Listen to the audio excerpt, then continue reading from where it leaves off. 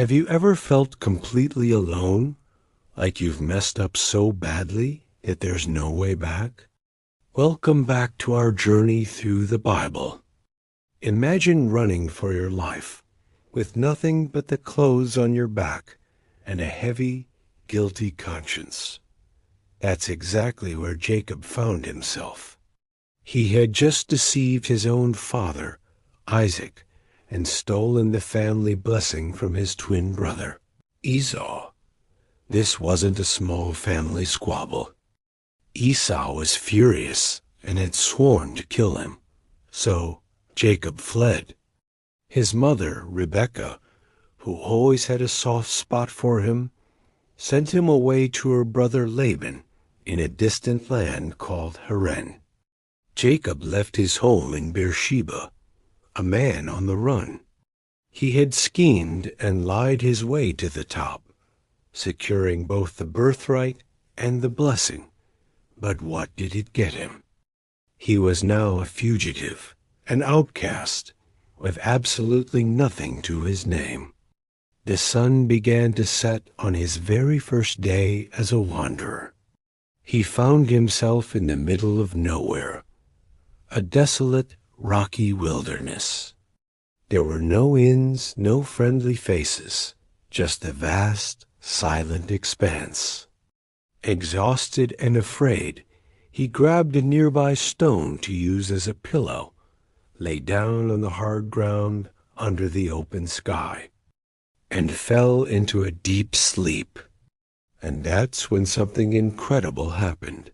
Jacob began to dream. But this was no ordinary dream, fueled by fear and exhaustion. In his vision, he saw a magnificent stairway, or maybe a ladder, planted firmly on the earth, but its top stretched all the way up, disappearing into the heavens.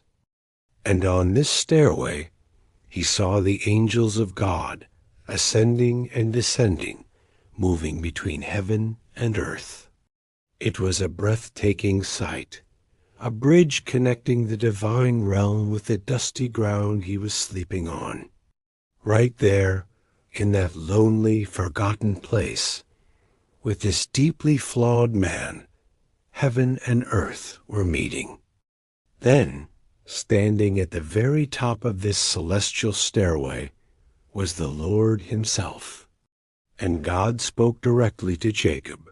He said, "I am the Lord, the God of your father Abraham, and the God of Isaac."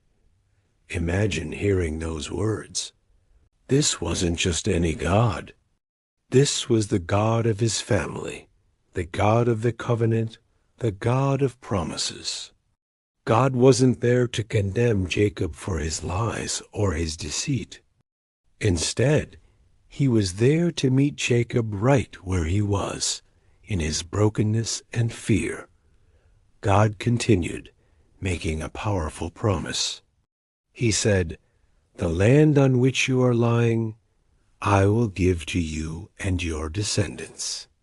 He promised Jacob that his offspring would be like the dust of the earth, spreading out in every direction to the west and to the east, to the north and to the south.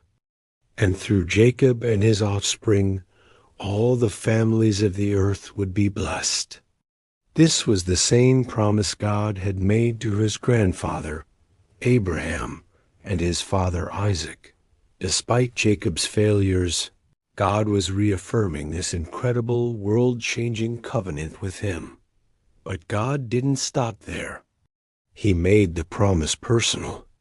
He looked at this lonely fugitive and said, "Behold, I am with you, and will keep you wherever you go, and will bring you back to this land.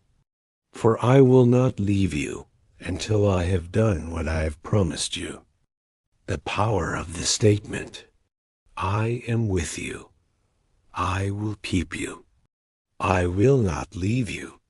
For a man who had just lost everything and was running for his life, these words were a lifeline. It was a promise of presence, protection, and ultimate restoration. God saw Jacob not just for the schemer he had been, but for the patriarch he was destined to become. When Jacob woke up, the dream was still vivid in his mind. He was trembling, not with fear, but with awe. He said, "Surely the Lord is in this place, and I did not know it." He was terrified and exclaimed, "How awesome is this place! This is none other than the house of God, and this is the gate of heaven." The desolate spot where he had laid his head was transformed.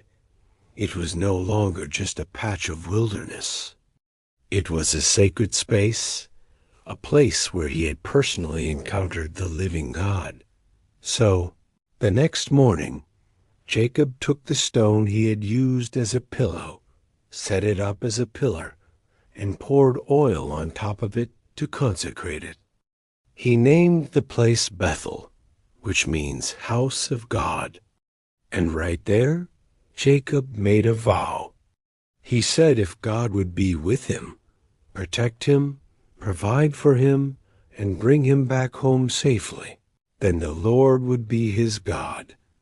This encounter changed everything for Jacob. It was the beginning of his personal journey of faith, a journey of wrestling with God and being transformed by his grace. It's a powerful reminder that no matter how far we've run, or how badly we think we've messed up, God is willing to meet us right where we are, even in our loneliest moments, and offer us a future filled with hope and promise. Thanks for watching. If this story resonated with you, don't forget to like, share, and subscribe for more content like this. See you next time.